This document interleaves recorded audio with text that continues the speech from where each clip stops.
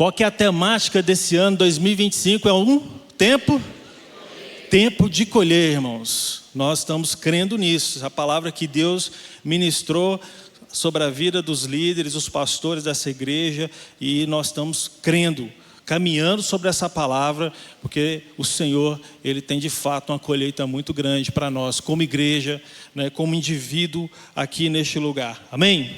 Uma grande colheita para nós nesse ano, para cada uma das pessoas que têm entrado, que têm vindo a este lugar. Nós temos orado por isso, irmãos estão orando aqui para que essas pessoas experimentem de fato uma colheita sobrenatural da parte de Deus.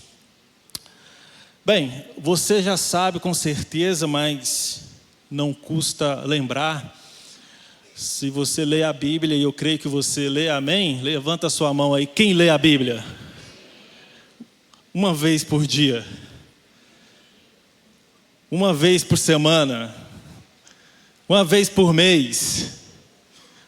Estou vendo que todo mundo lê por dia. A hora que eu falei uma vez por mês, ninguém levantou a mão.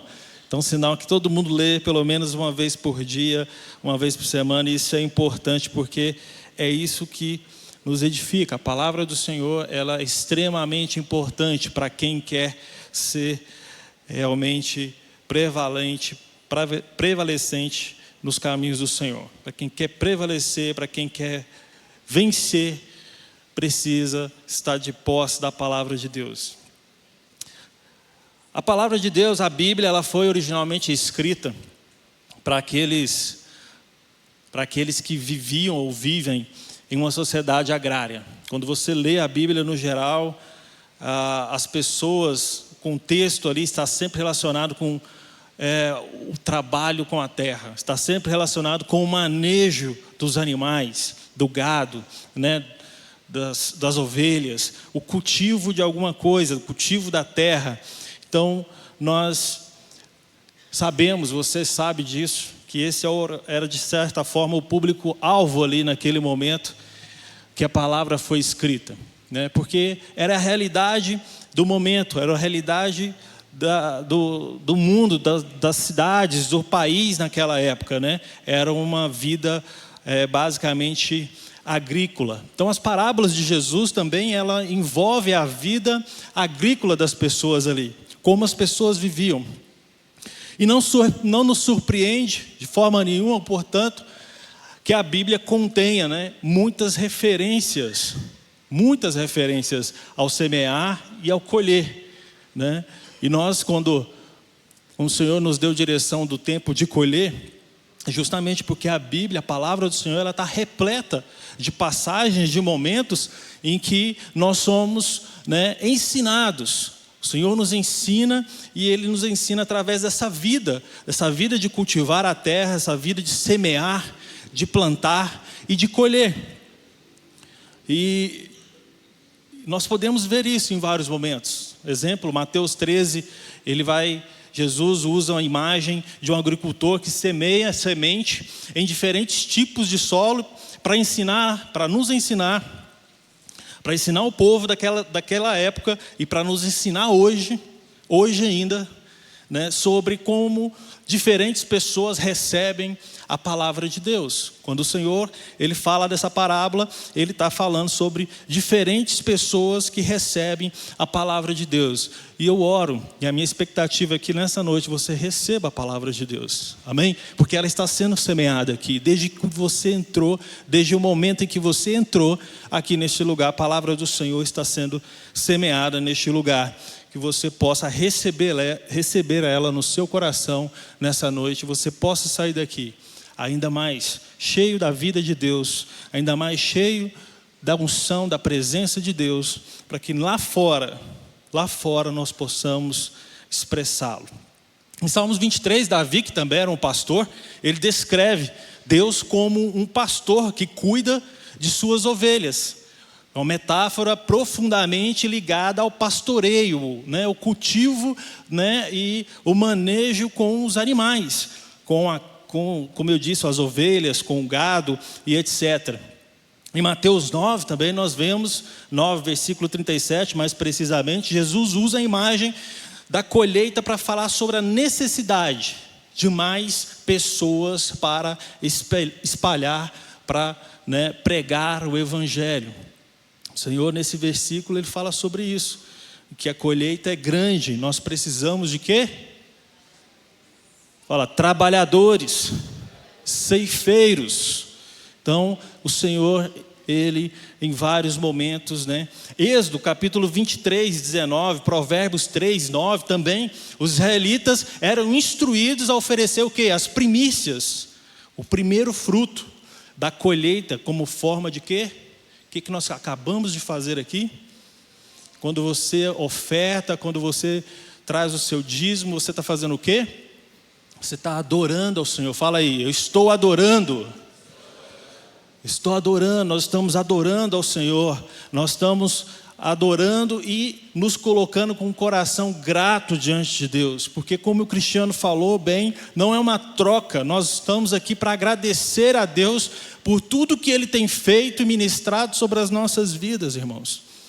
Então o nosso dízimo, as nossas ofertas, nós precisamos quebrar muito tabu ainda em relação a esse assunto. Esse assunto às vezes ainda é meio privado às igrejas, por tanta coisa que acontece Brasil e mundo afora, mas nós temos que entender que esse é um momento de adoração, esse momento que nós acabamos de vivenciar, é um momento de adoração e gratidão a Deus por tudo que Ele tem provido sobre as nossas casas, sobre as nossas famílias. Amém? Pois bem, naturalmente nós aprendemos que existem então consequências para as nossas ações. Você acredita nisso? Levanta sua mão se você acredita nisso. O mundo, meu irmão, o mundo ele opera sobre a lei de causa e efeito. Tudo que nós fazemos produz um efeito. Toda e qualquer ação produzida, ela causa um efeito. E toda e qualquer ação produzida, ela é fruto de uma decisão. Sim ou não? Amém ou não? Quando você decidiu, quando você tomou a decisão, quando você tomou ação, na verdade, de vir para esse lugar, para essa casa, você já tinha decidido isso. Certo? Quando você olha para o lado, você decide olhar para o lado. Então, toda e qualquer ação, ela é fruto de uma decisão. Eu estava pesquisando, o ser humano, o homem normal, ele toma entre 35 e 40 mil decisões por dia. Você sabia que você tomava tanta decisão assim? Pois é, essa é uma pesquisa que fala sobre isso, que nós tomamos em média em torno aí de 35 a 40 mil decisões por dia. Decisões um pouco mais complexas e outras menos complexas, algumas voluntárias e outras involuntárias. Você também toma decisões involuntárias, Às vezes o corpo, ele já reage, na verdade, a maior parte dessas decisões são decisões involuntárias. O corpo, o cérebro, ele já aprendeu e então ele toma aquelas decisões ali, sem te perguntar se você pode ou não tomar aquela decisão.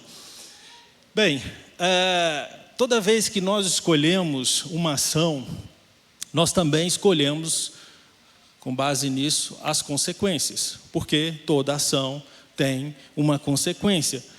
Toda ação tem um efeito, Então, quando nós escolhemos uma ação, quando você escolhe uma ação, você também está escolhendo as consequências. E essa ação e essas consequências podem ser boas e podem ser ruins, correto? Amém ou não?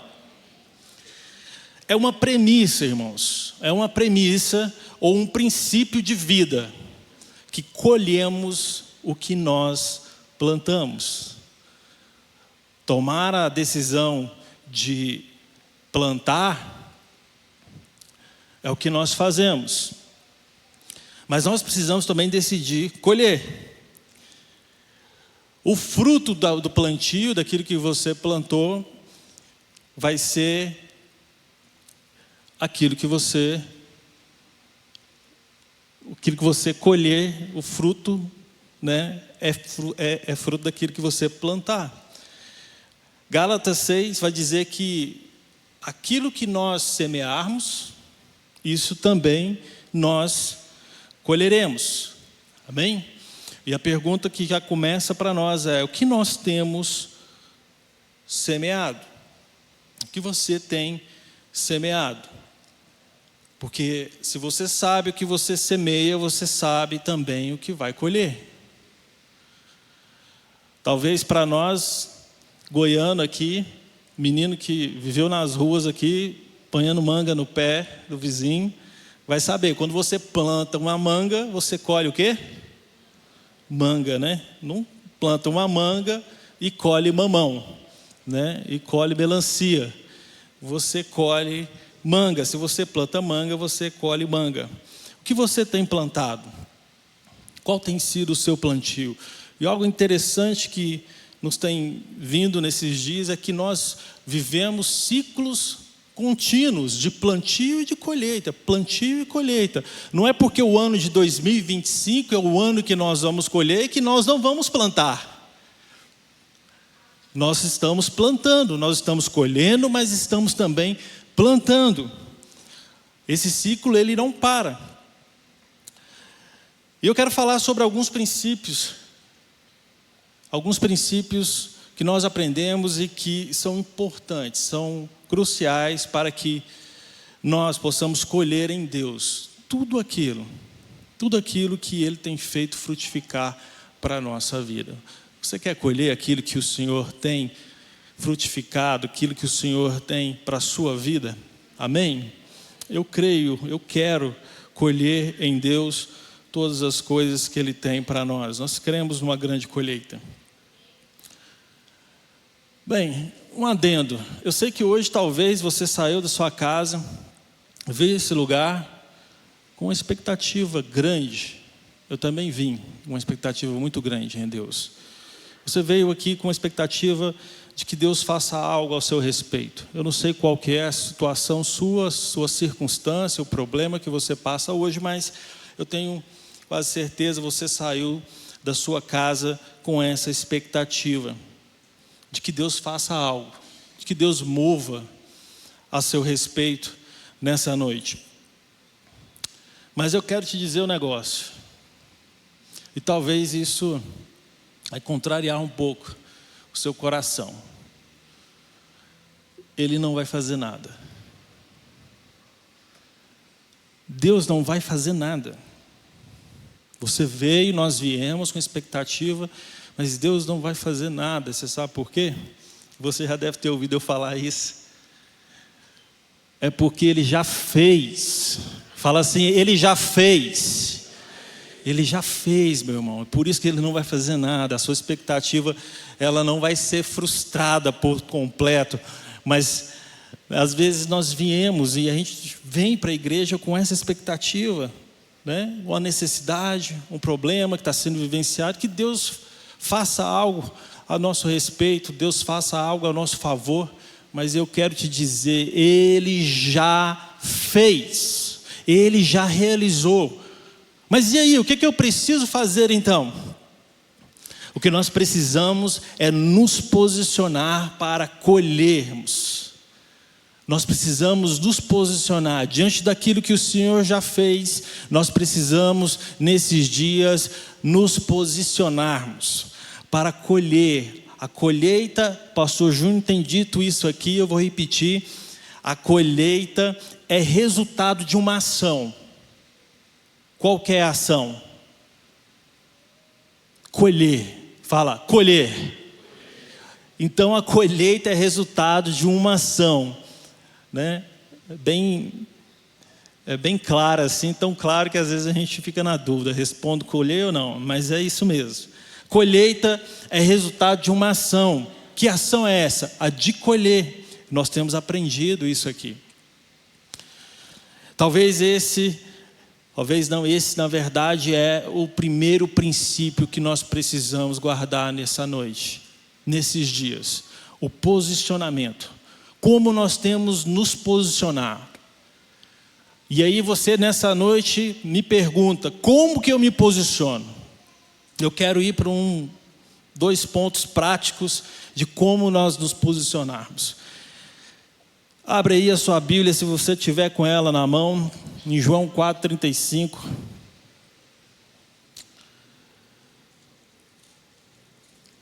Amém? Está aqui também sendo projetado.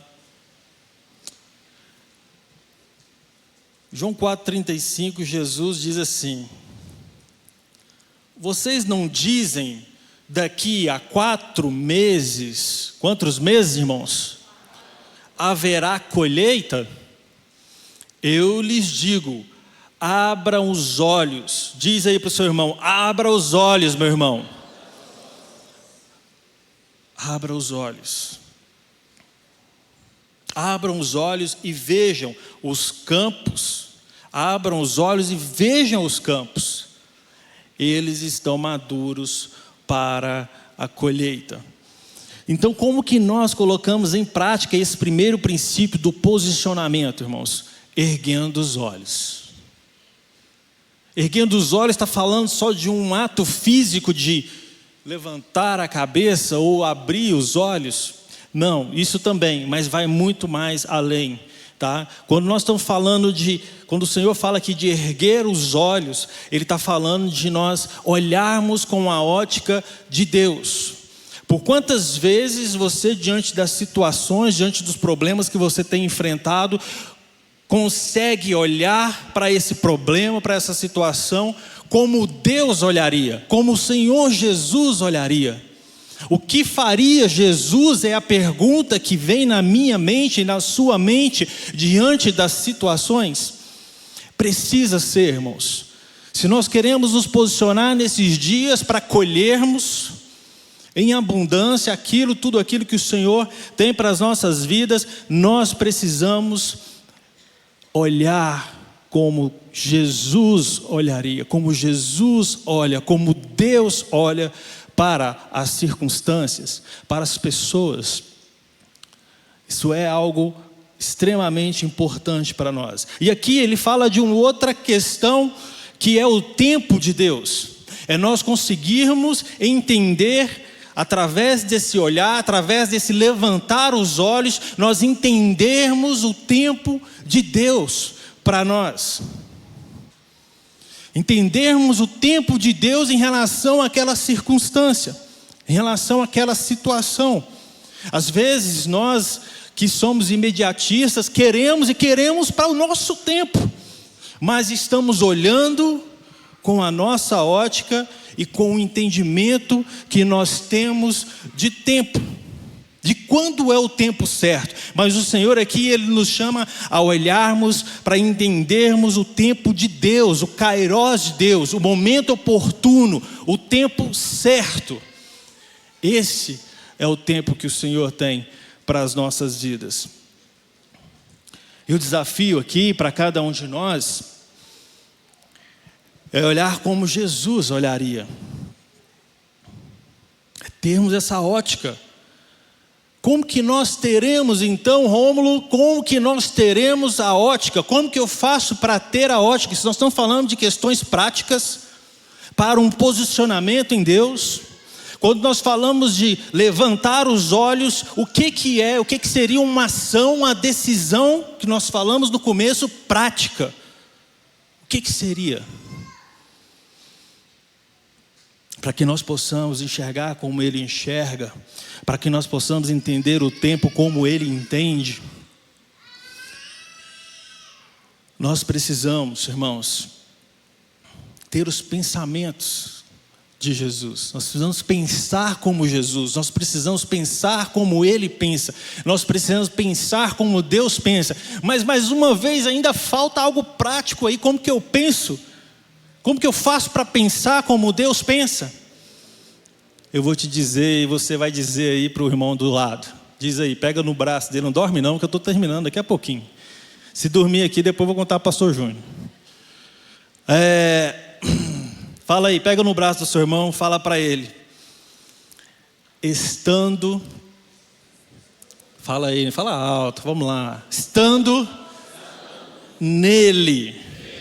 nós precisamos estar no Senhor. É dessa forma que nós vamos conseguir enxergar como Ele enxerga. É dessa forma que nós vamos conseguir discernir o tempo como Ele discerne. E assim nós poderemos nos posicionar, cumprir esse primeiro princípio. E aí é difícil, irmãos?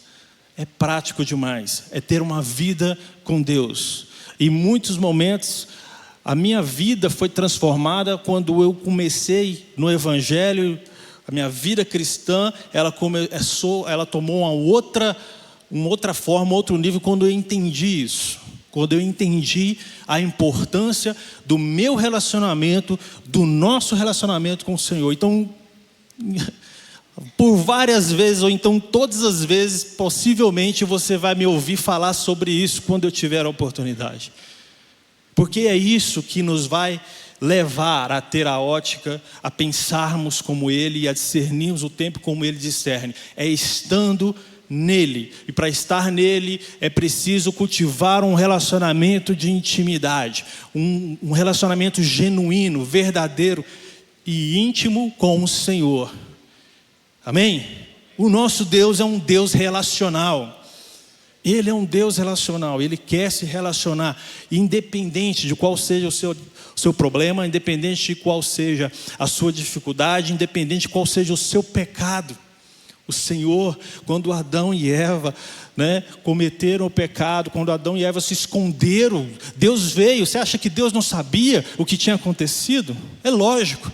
Deus sabe o que aconteceu com você hoje, aconteceu com você durante a semana e o que vai acontecer ainda. E ainda assim, independente do que você fizer, bom ou ruim, Ele vai te procurar, porque Ele é um Deus relacional. Ele é um Deus que quer estar conosco. Amém? Ele é um Deus conosco. Glória a Deus por isso. Glória a Deus.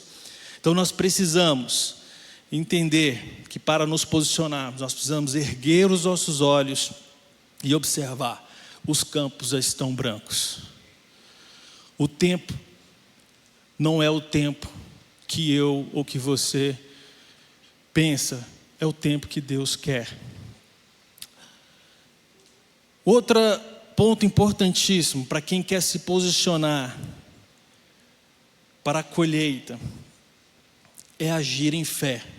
Nós precisamos confiar, nós precisamos crer. Estar na dependência do Senhor é algo necessário para nós, para quem realmente exercita a fé.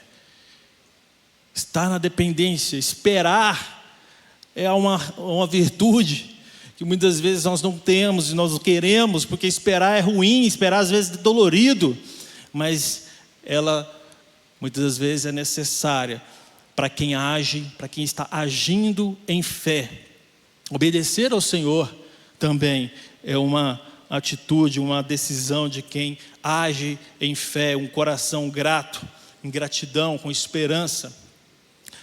A fé é uma atitude contrária à dúvida e está relacionada à confiança, irmãos. Se você tem dúvida nessa noite, quando eu te perguntei, eu falei para você que Ele não vai fazer mais nada, porque Ele já fez. Se você tem uma dúvida disso, joga ela fora. Joga ela fora nessa noite. Tira ela do seu coração nessa noite. Porque se você tem dúvida, a dúvida ela não se relaciona com a fé.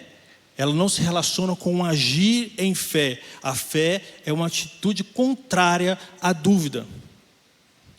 Ela pode ser fortalecida. Do contrário, ela pode ser fortalecida por meio de ações justas e da obediência ao Senhor, da obediência à voz do Senhor, da obediência aos mandamentos do Senhor, da obediência à palavra de Deus. Hebreus 11:6 diz que a fé é o firme fundamento das coisas que se esperam e a prova das coisas que não se veem. Ele diz também que sem fé é impossível agradar a Deus, porque é necessário que aquele que se aproxima de Deus creia que Ele existe. Amém? Que Ele existe e é galardoador dos que o buscam. O Você tem buscado ao Senhor? Esse é um tempo para nós buscarmos ao Senhor, aumentarmos a nossa fé, edificarmos a nossa fé. E aí nós teremos então condição de nos posicionarmos para a colheita abundante que o Senhor quer trazer sobre as nossas vidas. O segundo ponto, o segundo princípio que eu queria compartilhar com os irmãos, é que nós colhemos mais do que plantamos. Quem já plantou um pé de manga? Uma semente, na verdade. Ninguém nunca plantou um pé de manga aqui?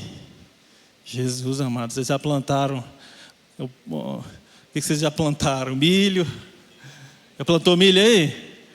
Já?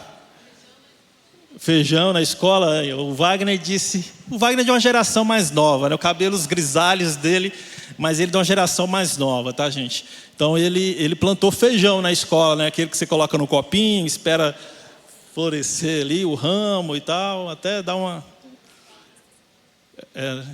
tá bom.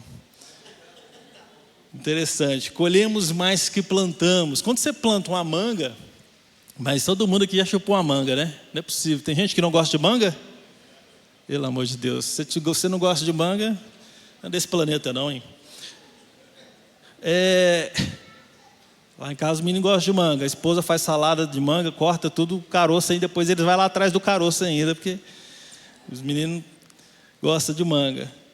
Se você já plantou uma manga ou não, mas você já chupou uma manga, você sabe que o pé de manga, ele dá várias mangas, né? Já viu quantidade de mangas que nasce num pé de manga? Você já conseguiu contar aí? Eu já fiz isso, talvez alguém já fez. Contou aí quantos caroços numa espiga de milho? Já conseguiu contar? Quantos caroços na espiga de milho? O que isso mostra? A lógica, né? Você planta 3 sementinhas, e eu lembro bem porque faço isso com meu sogro às vezes, já fiz, né? Com meu pai, com meu avô, né? Meu avô foi um cara que laborou muito na roça, né? Era um homem da roça, e ele ensinou a gente a plantar, né? 3 sementinhas ali e tal, na cova de cada cova ali de milho. Mas quando nasce, né? Nasce ali 3, 4, 5 espigas em um pé de milho ali. Então, assim, você plantou 3 sementes. Agora imagina quantas sementes tem ali num pé, um pé só. Não sei se chama pé, esqueci agora.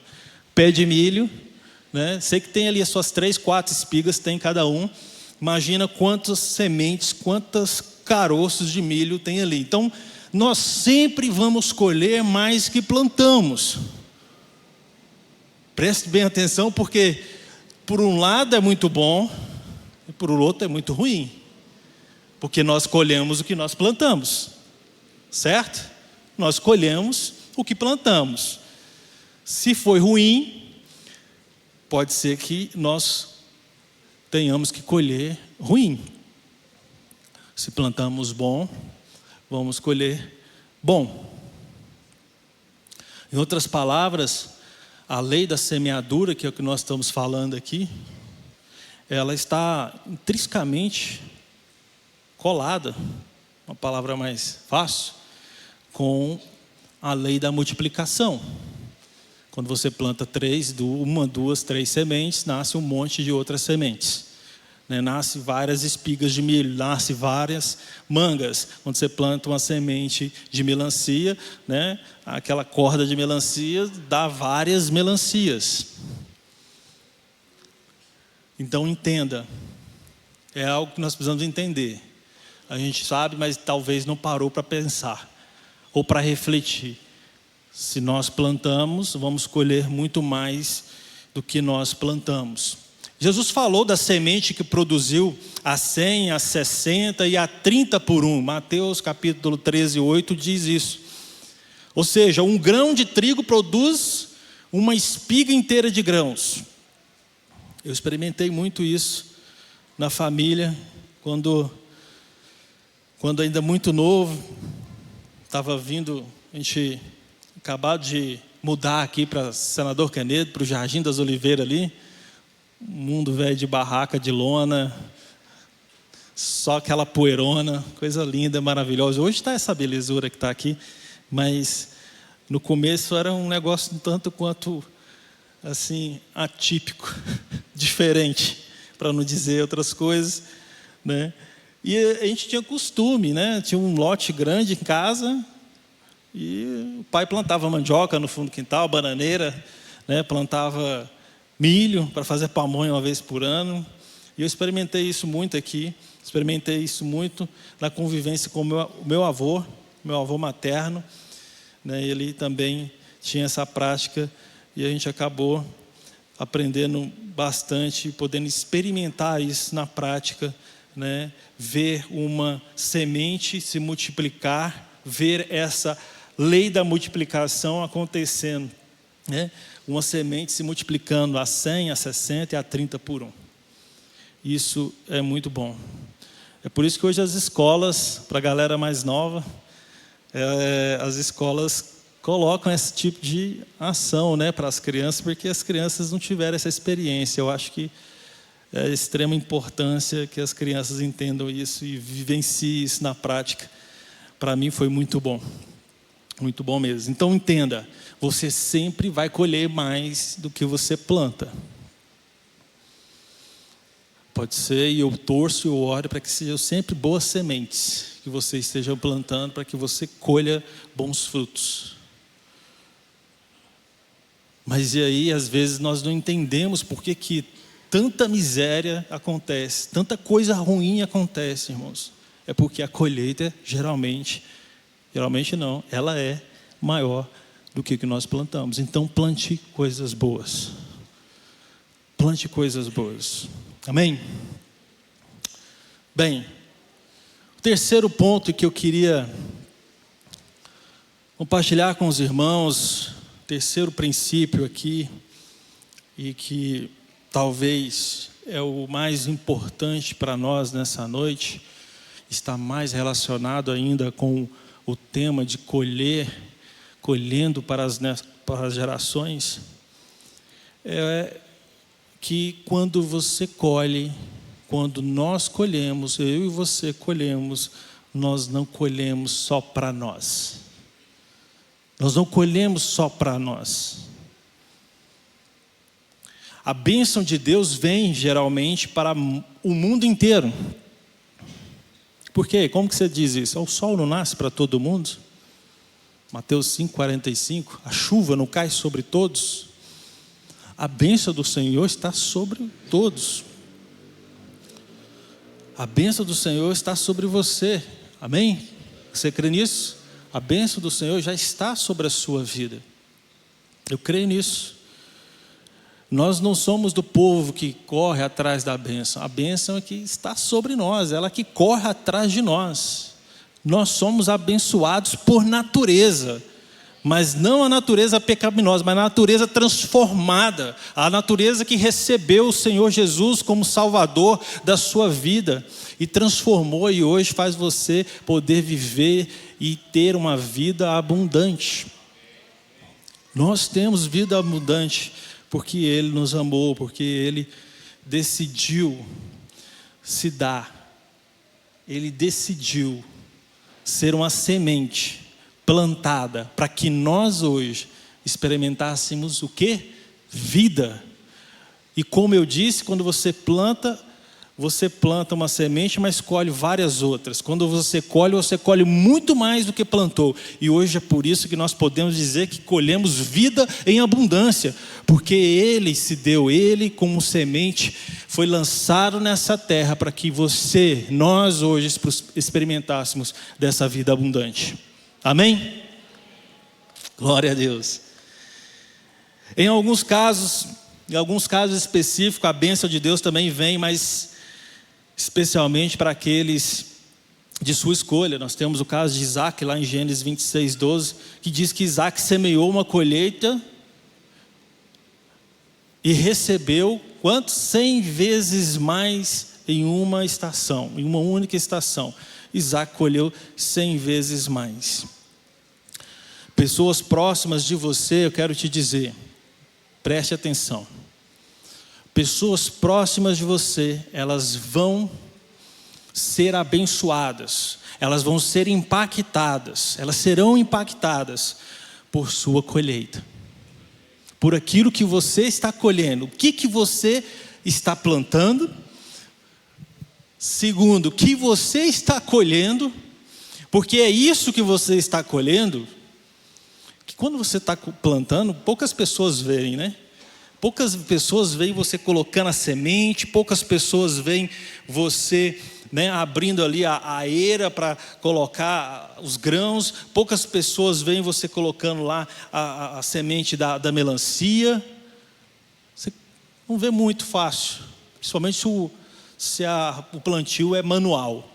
Mas quando floresce aquela lavoura grande de milho, né, quando o pé de manga está grande, cheio de manga, muita gente vê. Muita gente vê. Por quê? As pessoas estão olhando e vão olhar mais facilmente para o fruto, para aquilo que você está colhendo, para aquilo que você está frutificando. E é para isso que as pessoas estão olhando. E se elas estão olhando, pode ter certeza, elas serão impactadas por aquilo que você colhe. E elas serão impactadas positivamente, negativamente, mas eu creio que o povo de Deus só produz bons frutos. Amém? Que você possa entender isso nessa noite, né? A bênção de Deus sobre as nossas vidas, ela, né, vai impactar a vida de outras pessoas. E eu vou te dizer ainda mais. Ela não vai impactar só o vizinho que está sentado do seu lado. Ela não vai impactar só o vizinho lá que mora do seu lado, na sua casa. Ela não vai impactar só as pessoas no seu trabalho. Ela não vai impactar só as pessoas que te conhecem. Ela vai impactar as gerações. As escolhas que você toma, as decisões que você toma, elas vão gerar frutos. Elas vão gerar frutos. E esses frutos vão impactar a vida de outras pessoas. Vai impactar a vida da próxima geração. Quantos têm filhos? Eu espero e oro, e esse é o sentimento particular meu, que eu esteja impactando os meus filhos positivamente. Você vai ver um grandão por aí, parece um gafanhoto, cabeçudo, pernudo. Ele está por aí, ele escondido. É meu filho, o mais velho, e eu espero que esteja impactando a vida dele de forma positiva com aquilo que eu colho. Meu irmão, meu filho, não liga não, porque essa fase ela passa.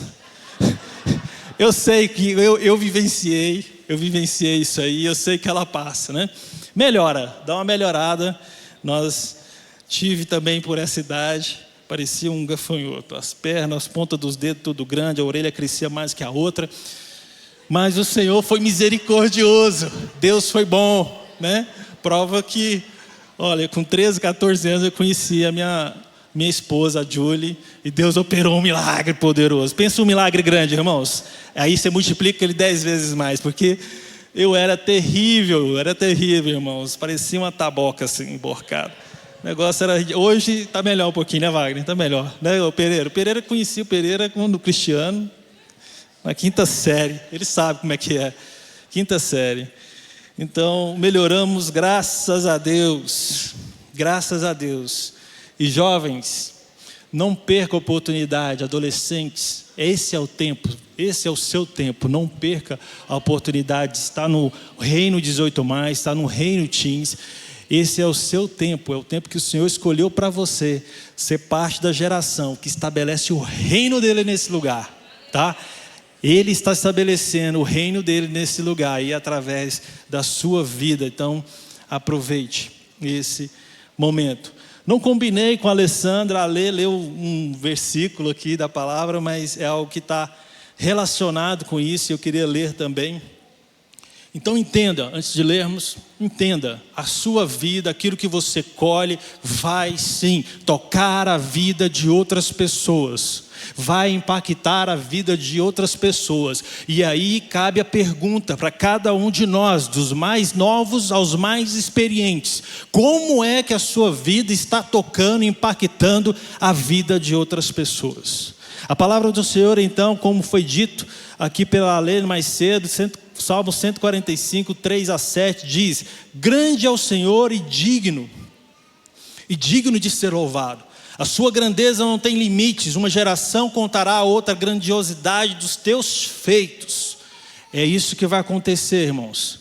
A depender de que você estiver plantando com os seus filhos, nos seus filhos, na vida dos seus filhos, é isso que vai acontecer. Eles anunciarão os teus atos poderosos, proclamarão o glorioso esplendor da tua majestade, e meditarei nas maravilhas que fazes. Anunciarão o poder dos teus feitos temíveis, e eu falarei das tuas grandes obras. Comemorarão a tua imensa bondade e celebrarão a tua justiça. Amém? Glória a Deus. Falando do plantio, eu tenho um exemplo, eu quero ser breve aqui ainda. Meu avô, sobre essa questão de você plantar, você quando colhe, você colhe mais do que você, não colhe só para você. Nós, como eu disse, nós tivemos uma vida bem difícil no início, mais novo. E um exemplo disso eu tinha no meu avô. Meu avô plantava, seja na chácara, ou seja aqui em Goiânia, numa chácara que ele tinha aqui e tinha em Bonfinópolis. Ele plantava porque era daquilo ali que ele sobrevivia. Ele, parte da família, sobrevivia de plantar hortaliças e vender na feira, né? Vendia ali também, localmente, mas vendia na feira. E pelo menos uma vez por semana, eu com 12 anos de idade, 13 mais ou menos, antes um pouco de conhecer a Julie, eu por várias vezes, uma vez pelo menos por semana, saía da casa dele com um saco, com uma cesta cheia de legumes. Um tempo que as coisas não eram muito fáceis. Por várias vezes nós tínhamos de comer em casa, porque meu avô plantava.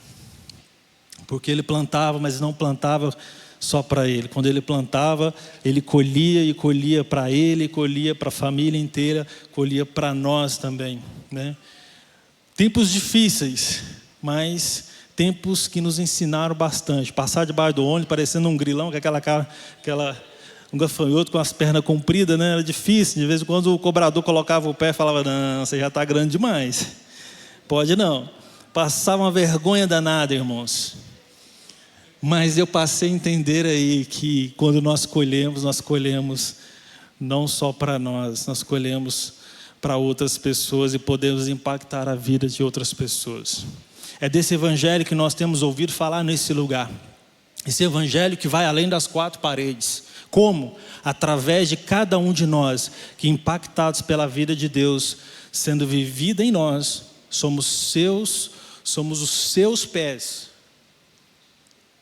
Somos os seus pés a caminhar pelas ruas dessa cidade, pelas ruas desse bairro, por essa terra.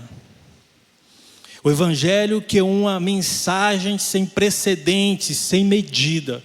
E é por isso que nós investimos nas crianças. O projeto VIP está aí para mostrar. Retoma essa semana agora. Nós estamos investindo nas próximas gerações. Não só estamos colhendo para as próximas gerações, nós estamos plantando para as próximas gerações e na próxima geração. E eu tenho orgulho de dizer, é uma igreja que tem sido relevante nesse lugar. Sem precedentes, porque eu fui alcançado por um trabalho desse. Eu não imaginava, meus pais não imaginavam que eu estaria aqui hoje. Nós não sabemos, mas nós podemos plantar. Esse evangelho que o culto começa depois que nós saímos do prédio da igreja. Porque o que nós temos aqui, na verdade, não é um culto. E talvez isso vai contrariar o seu coração, a sua vida. O que nós temos aqui é uma celebração. E nós estamos aqui para celebrar. E celebramos hoje aquilo que o Senhor tem feito nas nossas vidas. Iniciamos a nossa semana aqui. Mas o culto mesmo, ele vai ser a partir do momento que nós saímos daqui. Porque essa é a vida que Deus quer que nós vivamos. Amém? Não uma vida eclesiástica. O evangelho que reparte, que alcança o perdido, não pelo status que temos, ou somente pelo que falamos, mas pelo que nós vivemos no dia a dia. Eu desafio você nessa noite a olhar para Ele como você nunca olhou. E tome a decisão de estar nele. Sabe por quê? Nós muitas vezes perguntamos se Deus está conosco nas situações, nas circunstâncias. Mas eu te pergunto, você está com Ele? Você está nele? Essa é a pergunta que eu queria deixar para você refletir nessa noite. É preciso nós estarmos nele, porque assim nós vamos nos relacionar de uma forma íntima, próxima, e é assim que nós vamos começar a olhar as coisas como Ele vê, e assim nós poderemos nos posicionar. Amém? Fica de pé no seu lugar, eu já estou finalizando.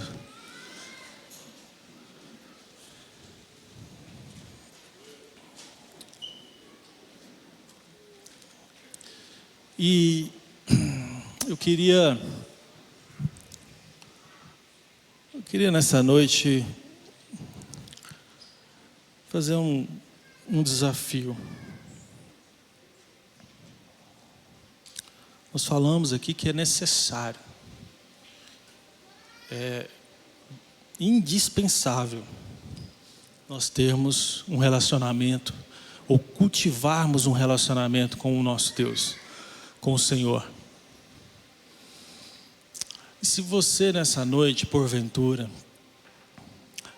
tem estado distante do Senhor, talvez você nem esteve com Ele um dia, eu te convido a estar com Ele. Eu te convido a abrir o seu coração e a dizer para Ele: entra na minha vida, transforma a minha vida. Se você tem estado e você esteve com Ele um dia e tem estado longe dEle, volte-se para o Senhor. Volte-se para Ele.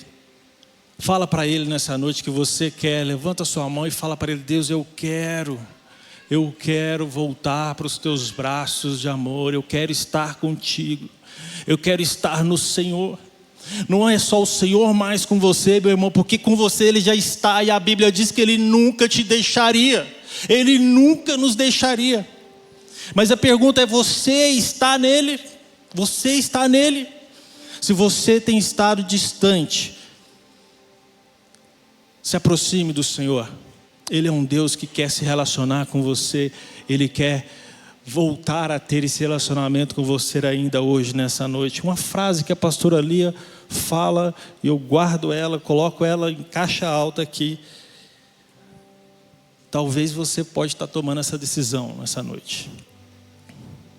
As nossas escolhas são pessoais, mas as consequências, elas são geracionais.